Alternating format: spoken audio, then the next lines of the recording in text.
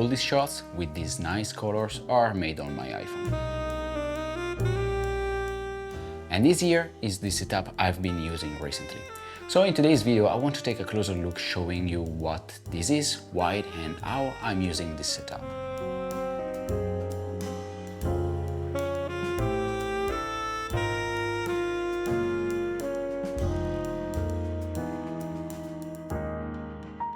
Hi everyone and welcome back to the channel. This here is my main camera that I've been using to film all my YouTube videos lately, the iPhone 15 Pro Max. I bought it a few months after Apple released it, and the idea was to get a practical tool for a filmmaker like me.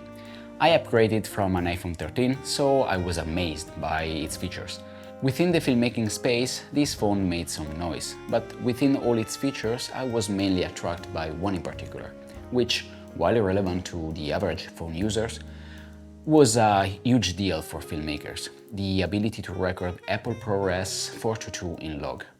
While this feature might be irrelevant to most people, for me it was a potential game changer. Considering the good quality of the ProRes footage and the final result you can get once graded, these options sounded like a great deal to me in terms of quality and portability.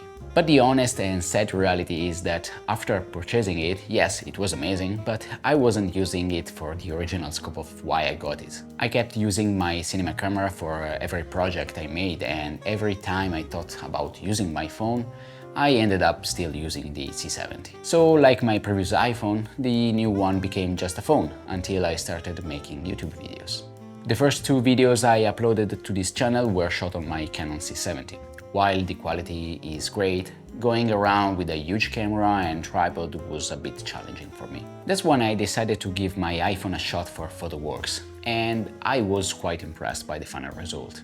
Now, despite the market is full of accessories to improve the experience of the workflow and the overall footage quality, I decided to not use anything else besides the iPhone. For a while, I've been tempted of using VND filters or external SSD, but I prefer to keep a minimal setup by giving up some improvements, such as a more natural motion blur or more or less unlimited storage space. Despite that, the iPhone still takes incredible videos, and I want to talk about 4 key features that make this iPhone a game changer for me.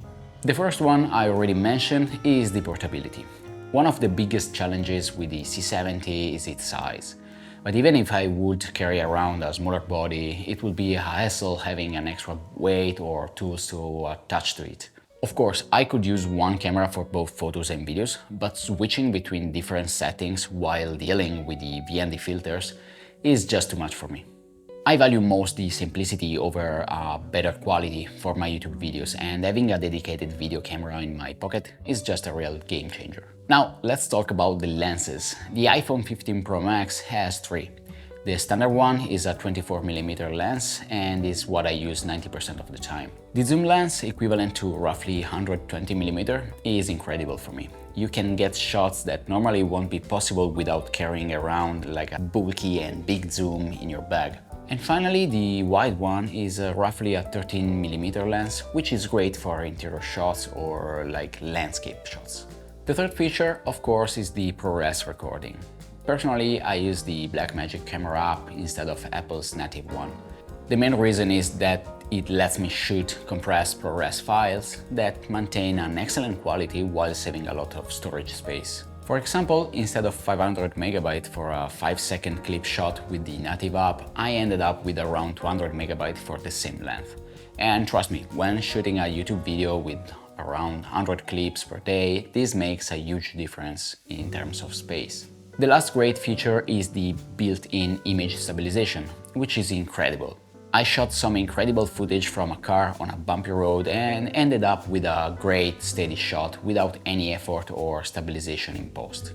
And by using the Blackmagic app, I can also decide to turn it off or leave it with 3 different settings.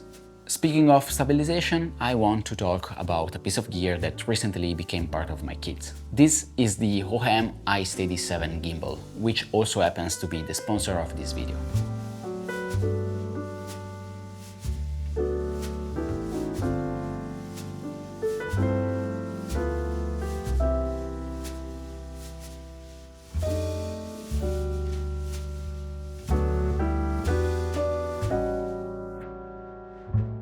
They recently sent me their new gimbal to test it out, knowing I've been struggling in some situations shooting videos of myself while out there taking photos.